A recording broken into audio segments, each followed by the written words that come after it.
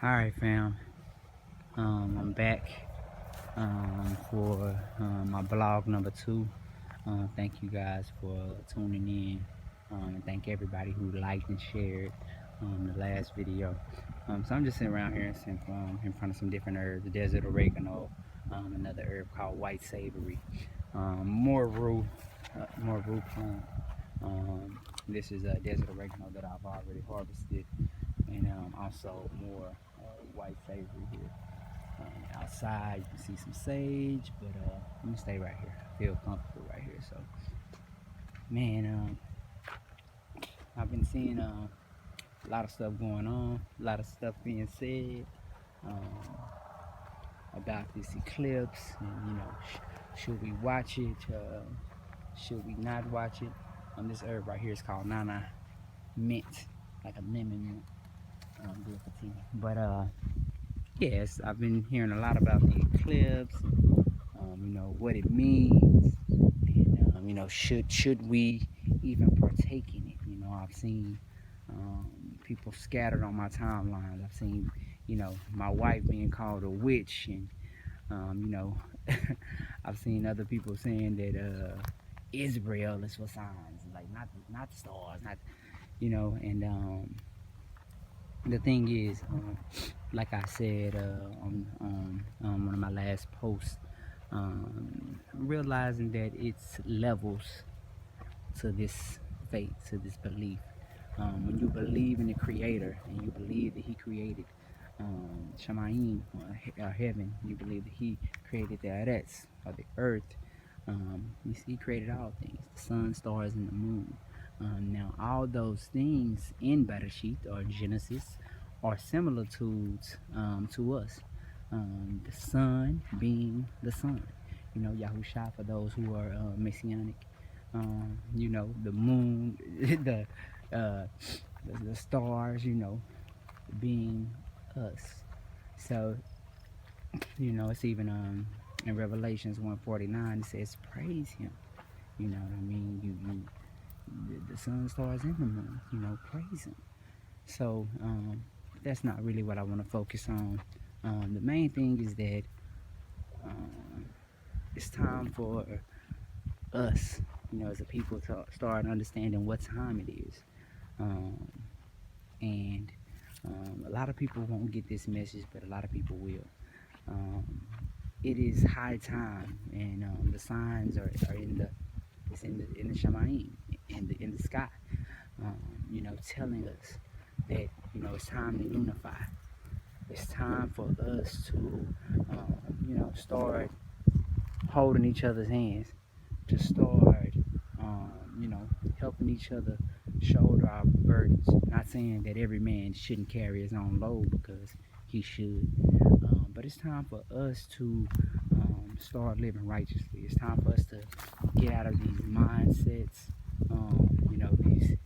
these European American mindsets of where this is mine, mine is mine. But when we read in Torah, that it's talking about community, and He always reminded us to despise the deaf, the blind, the lame, the sick. Even tithes was given for them, to make sure that they had them, and the Kohanim, the priests. So Torah is about equity. It's about equity. So it's time for us, family, Mishpachah, to start thinking that way, no matter where we are. And I believe in this day and age strongly that we should be trying to move towards the east. Those who cannot come to our homeland, we need to be trying to get to the land of Africa. I don't want to go into how that got that name, but we need to start moving east. The signs are all there.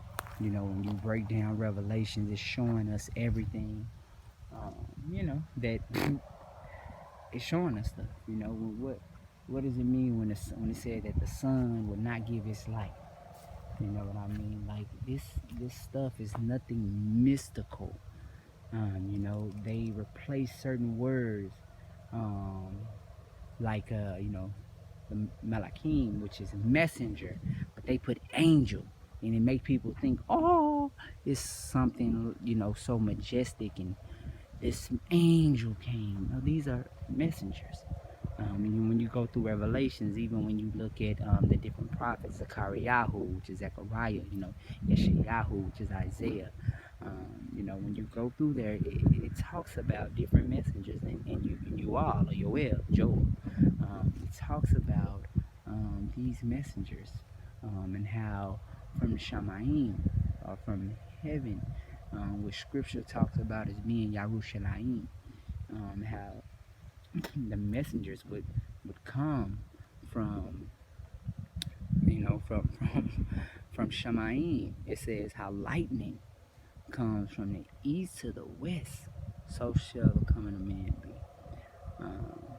And most people who understand know that we are the body of Mashiach, as told in Corinthians. All of us have different administration, but all of us have the same goal. All of us have the same mind. All of us have the same body. And if we move with fluidity, and we move with purpose, and we move in unity, we can be unstoppable. But this is a call for everybody to unify. No matter if you calling on, Yahuwah, Yahweh, Yahweh, Ahaya, you know what I mean, and whatever name you, Lord, if you're still saying that, God, whatever. It's time for us to know who we are, man, and start walking in our purpose. And I'm saying it to say this. It's time for us to connect like Voltron. You know what I mean? It's time for us to wake up. This eclipse that happened, man, we should have been focusing on positivity, manifesting righteousness, basically taking all the energy that we needed to basically get the things that we wanted to manifest, whether that is getting back home to Yerushalayim, whether that's getting to the land of Africa, whether that's repenting, and what I mean, wiping the slate clean, and getting things in your life right, because what I want to make sure that people know is that this walk is about first us getting ourselves clean before he made the covenant with our forefathers. He said, go make sure you wash your body and wash your clothes before you come near unto me. And then even when Yahushua, or the man that they called Jesus, when he called his disciples, before he started to, allow them to go out, he said, now you are clean by the word. So we have to make sure that we are clean. We have to make sure that we are striving for perfection. And then, we need to start trying to walk in unity with one another.